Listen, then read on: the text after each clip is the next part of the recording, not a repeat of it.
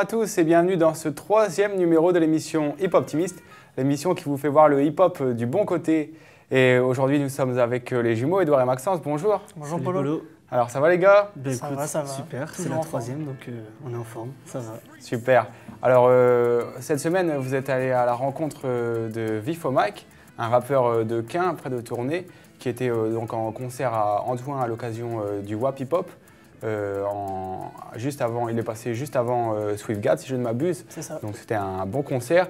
Et il présentait également son projet Sombre et Sobre, sorti en février, qu'on voit ici, et que vous avez d'ailleurs écouté soigneusement. Exactement. Et vous avez eu la chance d'être en backstage avec lui, avant et après son concert, et de discuter un petit peu.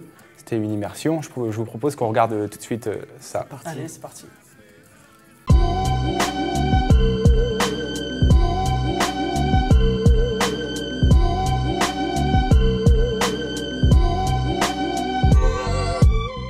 Voilà, salut à tous et de retour pour une nouvelle émission de Hip Optimiste. Aujourd'hui, où est-ce qu'on se trouve, Edouard? On vient d'arriver à Antoine, au WAP Hip Hop, pour rencontrer Vifo Mike, qu'on a reçu dans nos locaux radio il n'y a pas si longtemps que ça. Et donc on est prêt à le rencontrer et à rentrer en immersion avec lui. Et là on l'attend, il arrive d'ici quelques minutes. On a eu les petits passes backstage, donc on a le privilège de pouvoir les rencontrer. Pourquoi pas rencontrer les artistes? Donc on vous donne rendez-vous dans quelques minutes. On attend tout de suite Vifo Mike. A tout de suite.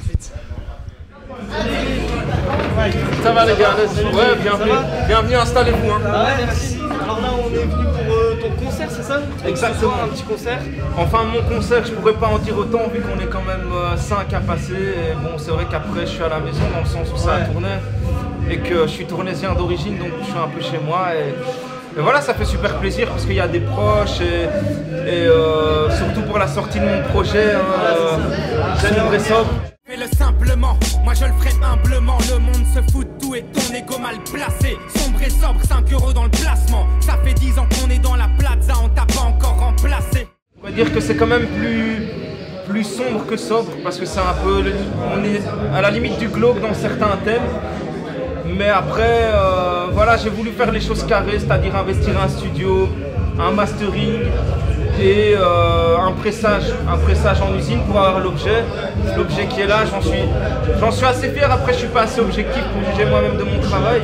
Après, je raconte pas des choses que je vis pas, quoi. Tu vois, j'ai pas une vie de quartier, donc je raconte pas ça. Et j'ai des thèmes un peu, je dirais, qui pourraient parler à une tranche un peu plus large que le hip-hop en général, si je peux me permettre, hein, je dirais. Et malheureusement, c'est une musique, je trouve, qui subit pas mal de clichés. Et voilà, c'est un peu risible parfois. Parfois, on en joue, mais si on m'invite pour faire des yo-yo, machin, ça m'intéresse pas, tu vois. C'est ça qu'on essaye de montrer, qu'il y a autre chose. Et dans ce projet, cet album, comment tu qualifierais ton rap? Glauque, sombre. Conscient un petit peu? Ouais, conscient parce que la réalité elle est glauque, tu vois. C'est ça. Mais conscient ça de toute façon. Mais après c'est vrai que quand tu regardes les morceaux, hein, la réalité frappe fort, t'es vraiment dans la réalité, mais comme elle frappe fort, elle te fait mal, tu vois. Après Murder, ça parle de la mort, ça nous regarde tous. Je veux dire, t'as des niveaux de vie. Ça, c'est un morceau assez dur qui parle de l'actualité par rapport aux classes sociales, tu vois, et le fossé qui se creuse de plus en plus. Je veux dire, j'ai 13 morceaux, t'en as un autre Idée Noire, tu sais, ça reste assez aussi bien glauque. Même domaine. Ouais, voilà. Psychiatrique, homme de main, ça pourrait... Voilà, j'ai voulu quelque chose de décalé, mais qui reflète un petit peu le côté glauque, mais en même temps, qui pourrait être réel, je dirais, parce que là, c'est un pervers narcissique, clairement, sur la photo, qui bute quelqu'un et qui se fait son petit morceau tranquille. Et voilà, après il se débarrassera du corps ou pas, on n'en sait rien, mais l'image elle se bloque là-dessus, tu vois. Et alors ici on est en Belgique à Tournai. Comment tu qualifies un peu le rap de la région par rapport à celui peut-être qu'on peut trouver en France? Le rap de la région, plutôt le rap belge, je dirais que c'est un rap très indépendant, en autoprod, c'est-à-dire qu'on fait tout nous-mêmes. Tu vois, en Belgique c'est pas comme en France, on n'a pas beaucoup de MJC avec des moyens. Nous, si on ne fait pas nous-mêmes, on n'aura rien, tu vois.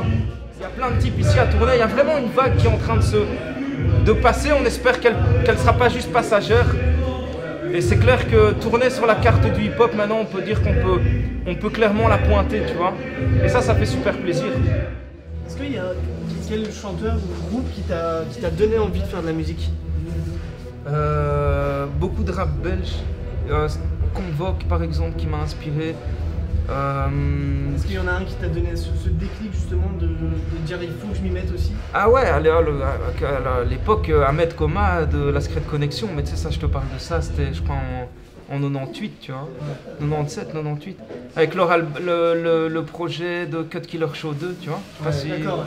C'est là, hein, il y a longtemps, hein, tu sais, j'étais en primaire, tu vois.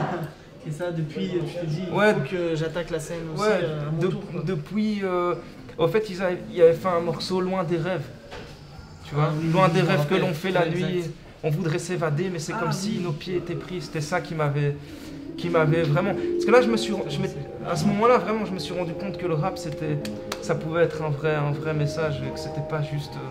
Ok, bon bah écoute, je pense qu'on va te laisser te préparer tranquillement. Merci à vous. Avant de passer, donc on rappelle l'album de Vifo Mike, il va passer donc 5 € seulement. N'hésitez pas à aller sur son site. Sombre et sobre, avec grand plaisir. Vers 21h, tu passes sur scène. Et donc on va kiffer ton concert et on se retrouve juste après ton concert pour débriefer un peu de comment tu as senti avec plaisir. le concert. Bonne préparation, Vif. Allez, à tout de suite. Revenir en armée assumée, seul face à lui-même, tel le mot qui manque. Dans son camp se meurt, mais ne manque pas sa flèche et sa planche. Comme un tox d'extasie, en plein flash, la flèche pleine d'adrénaline. Pour le partager ses idées, aller jusqu'au bout de sa pensée. Pousser à prendre des décisions, apprendre à se décider, à se scinder, à céder la place au bon sens. Sentir les choses, éviter les mauvais présages. En présence d'un putain de songe avec les années de tissage. Voir les siens partir ou se poser. On pense au futur, mais par le présent, on va se composer. On compose tous avec la nostalgie du passé. Il a fallu partir, même si ce n'était pas encore l'heure. La relation et son terme, entre nous deux, il est plus loin. Après 10 ans, tu m'as souillé, puis renié sans le respect. Désolé si j'en reste pas là, je voulais les reste pas là. Pas là d'où tu nous mènes, là où je n'ai pas le choix. Les choses, tu les as faites changer pour qu'elles ne puissent pas s'arranger. Il n'y a plus que ça qui m'est resté incrusté. C'est cette cicatrice, cette fucking cicatrice. Blessé dans mon ego, je négocie la chute, on m'a planté dans le dos. Coup de pute, pas de couteau, oui je tombé de très haut par là. Très triste, blessé d'une cicatrice qui m'a castré. Blessé dans mon ego, je négocie la chute, on m'a planté dans le dos. Coup de pute, pas... Voilà, de retour après le petit concert de Vifo Mike. On est en backstage avec lui après le concert. Alors, comment t'as ressenti ce concert? Bon, c'est pas compliqué. Non, pardon. Bah en fait, non, bonne énergie. Hein. Franchement, les têtes qui étaient présentes, on sentait que ça passait. Et voilà, c'est ce qu'on veut, tu vois, quand on sent que le public est là et qui ressent l'énergie avec nous, c'est ça qui est bien. Après, nous, on a, enfin, en tout cas pour ma part, un peu cette image de marque d'être assez glacial et de lancer des petites quenelles. Et donc, c'est l'idée de faire le show serré, on met une claque et on se casse. Ça, c'est un peu le style maison. Je vous conseille vraiment, on le rappelle, l'album Sombre et Sobre, 5 € seulement, disponible sur son site. Et vraiment, ça vaut le détour, ça vaut le coup, c'est pas cher. Et on vous le souhaite parce que c'est un vrai artiste qu'on a en face de nous. On était très très heureux de le recevoir et de faire une immersion avec lui. Alors, merci à tous. Et on se retrouvera bien évidemment en plateau pour débriefer avec notre très cher animateur Polo. Et tout ça dans la joie et la bonne humeur. Ciao ciao à tous. Voilà pour cette immersion donc avec Vifo Mike et ce concert au WAP Hip Hop à Antoine. Alors, comment vous avez vécu cette expérience avec Vif, les jumeaux? Déjà, donc, comme tu l'as dit, c'était à Antoine, donc à côté de Tournai, donc lui originaire de Tournai. On est arrivé sur l'endroit où il y avait plusieurs rappeurs. On sentait déjà qu'il y avait une atmosphère, Maxence, une atmosphère particulière, vraiment des passionnés de hip-hop, des passionnés de rap. Et donc on a eu l'occasion d'avoir les fameux badge backstage pour justement y accéder et à rencontrer donc Vifo Mike juste avant son concert. Et Maxence, tu vas en parler un petit peu, mais il était très, très en forme comme d'habitude. Il aime ça, c'est ce qu'il aime, la musique. Et surtout, monter sur scène, il est chez lui en fait. Et là, il était vraiment un peu, pour le coup, chez lui, quoi. Devant son public, devant les gens qu'il connaissait. Et donc, ça lui a donné 2 fois plus l'envie de... La confiance aussi. Voilà, la confiance aussi, ouais. Il était à l'aise, quoi. Il était confiant. Puis il allait monter sur scène avec 2 de ses anciens camarades, Ikaz et STAB, donc son beatmaker.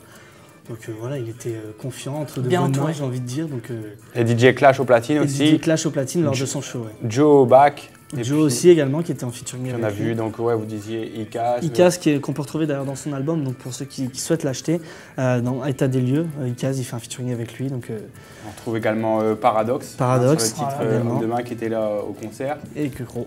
Un featuring avec Kekro et Dacruz qui était malheureusement pas là. Un featuring aussi avec Luigi et Menace aussi, qui étaient des Ouais. camarades Aussi, ouais. de la quintessence avec lui. Et également Swades, alias Youssef. Youssef. Ce sont tous les petits jeunes de Une future tournée, flèche quoi. montante d'ailleurs du rap. Ah ouais. La nouvelle génération tournésienne. Et justement, lors de ce concert, il y avait aussi des jeunes pousses tournésiennes, notamment C'est ça. Ouais. LIE2S, Les Inconnus. Et ça, il en a parlé aussi, Vif, qui a vraiment en ce moment une vague de nouveaux rappeurs à tourner, enfin plus ou moins nouveaux, il y a des jeunes et des moins jeunes, mais on sent une vague qui est là et il espère que ça va durer. Ouais, il croit en cette nouvelle vague en fait. Il y a eu quelques petits rappeurs qui ont essayé entre deux, ils les croyaient pas spécialement. Et là, il y a vraiment une nouvelle vague qui arrive avec beaucoup de petits jeunes talentueux. Et ça promet vraiment pour la scène tournésienne et pour la scène du rap en Belgique tout simplement, quoi. C'est vraiment des bons petits qu'on a pu voir au concert notamment. Et c'était... il y a un bel avenir, je pense. Ouais, et puis ce qui était assez drôle donc, pour le coup, c'est que pendant le concert, tu dis il y a la future génération, et donc c'est eux qui ont commencé à faire le show, entre guillemets. Ensuite, c'était donc Vif au mic, et après, c'était une autre tête d'affiche, donc Swiftgad, qui venait de Paris pour faire le show. Une belle tête d'affiche. Ouais. Voilà. Et il y avait aussi, juste avant Vif au mic, il y avait aussi un artiste belge qui n'est pas de la région tournésienne, qui est plutôt du côté de Soigny, c'est Melfiano, qui a sorti tout récemment son projet Poskawa et qui venait le présenter. Qui l'a fait part, voilà, sur scène. Et Swiftgad, eh bien, là c'était donc la tête d'affiche, gros concert, et son projet La Chute des Corps, qui est disponible. Swiftgad, c'était un... on sent vraiment, on a senti tout de suite quand Swiftgad est arrivé. Et on a senti le public qui venait vraiment aussi pour le voir parce qu'on sentait que c'était un personnage, on sentait que c'était un rappeur qui avait son nom, quoi, qui était vraiment connu. Et tout de suite, il est arrivé, il y a eu une atmosphère qui a été phénoménale dans la salle, quoi. Donc, même en backstage.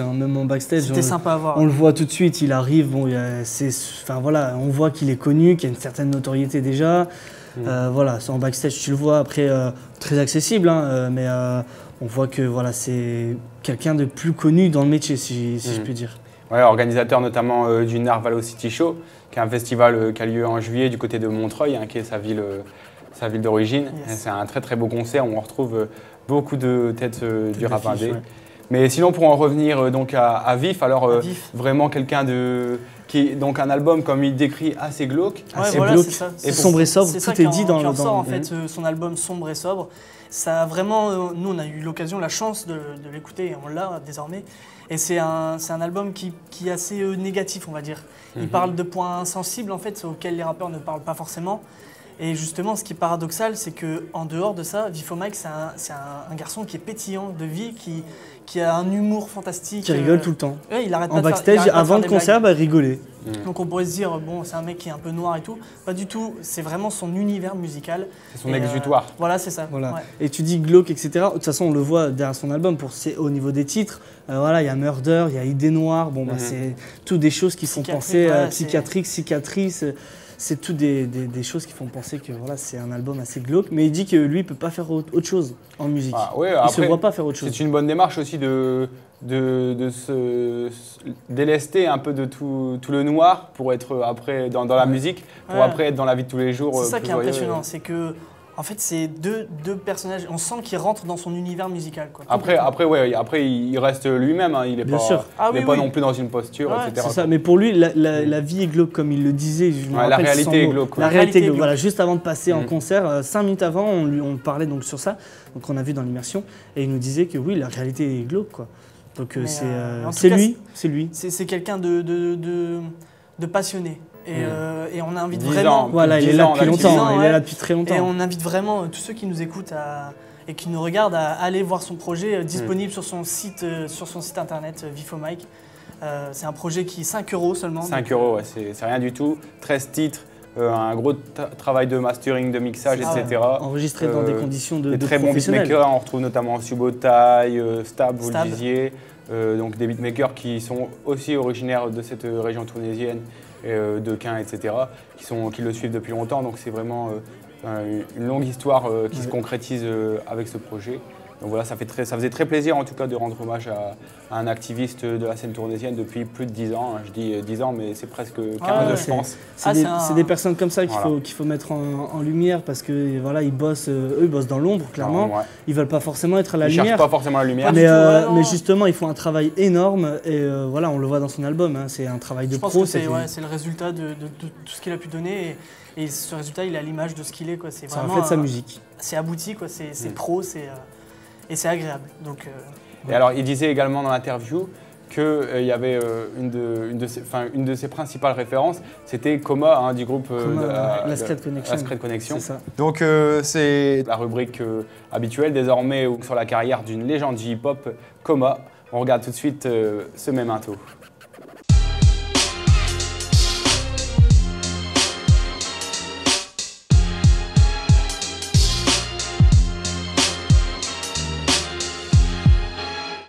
Coma grandit à Barbès, dans le 18e arrondissement, et se lance dans le rap ainsi que le graphe au début des années 90. C'est d'ailleurs par l'intermédiaire du graphe qu'il rencontre Fab en 1994. À l'époque, Coma a 20 ans et il est en BEP Compta. Fab a lui quitté la fac pour travailler à la Poste. Le duo commence petit à petit à se faire remarquer lors de passages en radio, et ils intègrent le complot des bas-fonds avec Sléo et Lady Lesty. En 1997, Coma sort son premier projet solo, un EP intitulé Tout est calculé, où on retrouve notamment le très bon remix du morceau Époque de fou avec Fab et Ekoué de la Rumeur. Un an plus tard, DJ Cutkiller appelle Fab et Coma pour participer à une compile intitulée Opération Freestyle. Le concept est d'inviter des rappeurs qui feront eux-mêmes appel à des jeunes MC de leur quartier.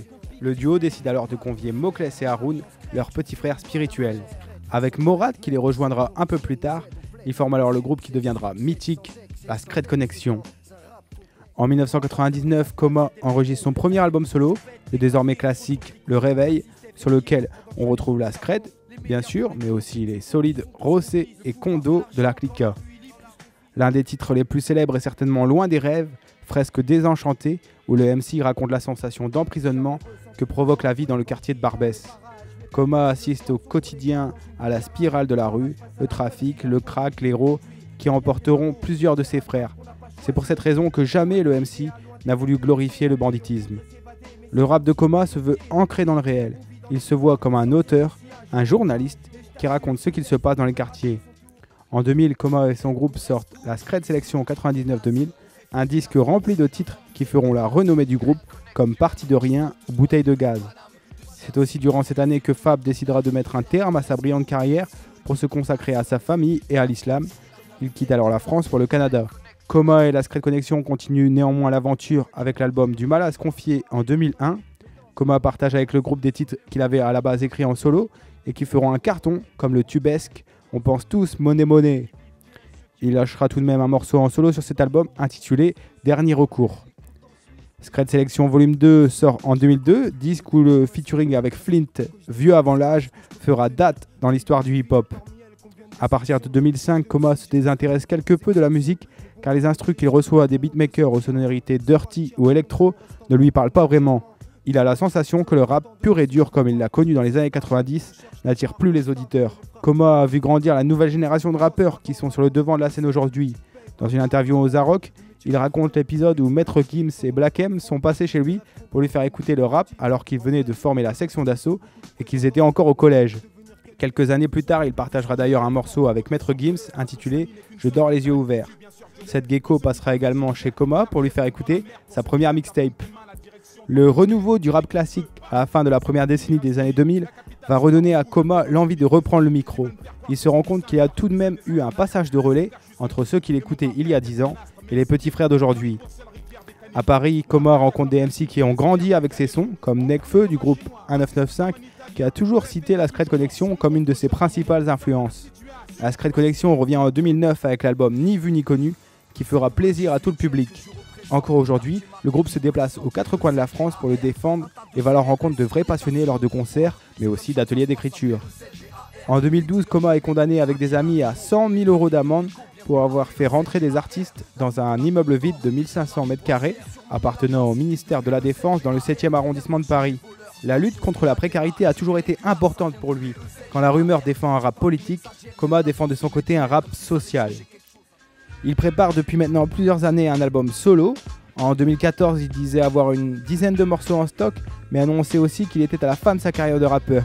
Plus tard, il se verrait bien écrivain. On attend donc avec impatience ce fameux album d'AMC qui, en 20 ans d'activisme dans le hip-hop, a marqué à tout jamais le rap français.